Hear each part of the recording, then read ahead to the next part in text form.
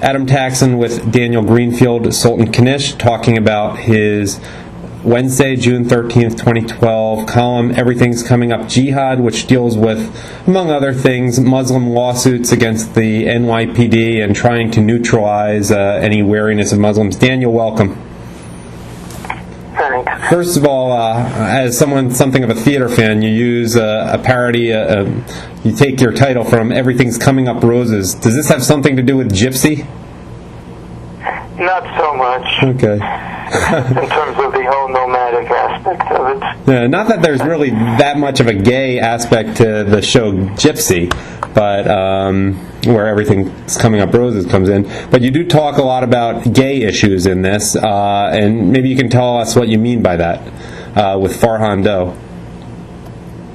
Well, you have an officer who's suing the NYPD. Well, I'm not an officer, but someone who wanted to join the police academy, a Muslim by the name of Farhan Doe, who wrote down on the application that he checked the box that said that he believes that gays should be imprisoned. So the NYPD denied him on fairly obvious grounds.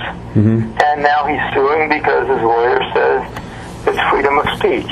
Now, or actually freedom of belief. Everyone has the right to have a certain view. Now, obviously he does have the right to have that view. He has the right to have just about any view that he likes. But the question is, what kind of society are we going to have when there are enough Farhandos in the police force and, and the judiciary and the political bodies? And the answer to that, we can just look at Egypt, we can look at Tunisia, where the Farhandos have gotten their way politically. And I thought one example you gave that was great was not in Egypt or Tunisia, but in Michigan, in Dearborn. Can you explain what that has to do with the police force in Dearborn? Dearborn has the nickname of Dearbornistan because it's a heavy center of Muslim political control. And over there you had a case where some Christians were around trying to hand out the literature at a fair and got arrested on the charge of, well, pretty much being Christians handing out literature at a fair which Muslims consider their own property. And this is really what you get when you have enough Farhandos, when you have enough Muslim officers who believe that their job is enforcing Muslim law. And you emphasize the terms disturbing the peace, or the charges disturbing the peace and failure to obey a police officer, because they can really mean anything. And you say it's a legalism for being Christian in a place claimed by Muslims. I thought that was a great point. It is. There are these charges that are essentially completely meaningless, but they just mean that the officer at a given time decided that he wanted to arrest you. Now, for this kind of thing, these charges come in handy because you might not be able to explicitly enforce Islamic law, but you can implicitly enforce it. And even, for example, in Iran, they don't execute homosexuals by charging them with homosexuality. They charge them with a variety of other offenses, but they're being executed for being gay. So you can implement things to a certain degree here in the same way.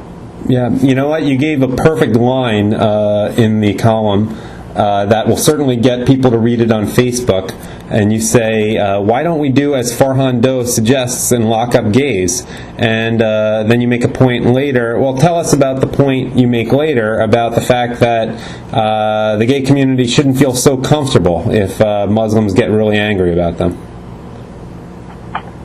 We've really discarded the whole idea that there's a Bill of Rights. There's a Constitution with embedded the laws, that we can't just pass any law that any group decides that it wants at a given time that infringes on other people's rights. Well, we've thrown that out of the way. We live in a wonderful society where we can mandate that everybody has to have health care because the government decides that they don't have to have health care. And we can mandate at the city level that nobody can get a large soda because the government decided that large sodas are bad for you. We decided that we can prosecute people for not complying with the exact federal directive that will actually discriminate against people.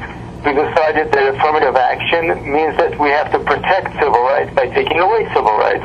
We decided that we can force religious institutions to provide abortions and that we can force photographers to work at gay marriages. It doesn't matter what people want. It matters what a specific pressure group wants them to do. So how long will it be before we have enough Muslims to who can have it their way, and we don't have a legal structure that will actually stand against that. It sounds like what's going on in Amsterdam right now, in various parts of Europe. Well, it's coming here too, given time. That's the whole point. Yeah, I mean, I'm not that up on my gay community activities, but it sounds like Amsterdam is not quite as hospitable a place for gays as it was like a decade or so ago. Of course it's not. No place in Europe really is very hospitable anymore. Jews are fleeing Sweden. Laplanders are being repeatedly attacked by Muslims. You've got a whole spectrum going on, and it's getting nearly no coverage. Did you say Laplanders? Yes, Laplanders. They're the indigenous peoples in the north of Europe. Oh, okay. I thought you meant in Lapland, Finland. Reindeers, yeah. so on. Gotcha. Okay, I thought you meant in Lapland, northern Finland. I was not aware that there are too many. Well, they are being attacked. They're an indigenous minority, and they're being attacked by Muslims. In Finland? No kidding. Yeah. No kidding. Let me ask one more question. Your second to last line is, and occasionally hanging the homosexuals who, as Monsieur Ahmadinejad assured us, don't exist, because as soon as they exist, they are killed, resolving the paradoxes of Islamic morality and Schrodinger's cat in one instant. Now, this is a supplement. I don't have any idea what Schrodinger's cat is. Can you explain that? It's a concept which says that if you put it, well, I'm going to simplify it because we only have so much time, but if you put a cat in a box, then you put in a poison pill that has a 50% chance of killing the cat, and while the cat is in the box, you don't know if the cat is alive or dead. Once you open the box, then the cat has been resolved so that you can actually know that the cat is either alive or dead. So in this case, we don't know if they're gays or not, so as soon as they're resolved, they kill them. So it's kind of a reverse of Schrodinger's cat, where you open the box and hope that the cat is alive. In this case, you open the box to see that there's gay people and you kill them. Gotcha. All right, the column is Everything's Coming Up Jihad. It can be found, like all your columns, at sultanknish.blogspot.com. Daniel, thanks as always for your time. Thanks for doing this.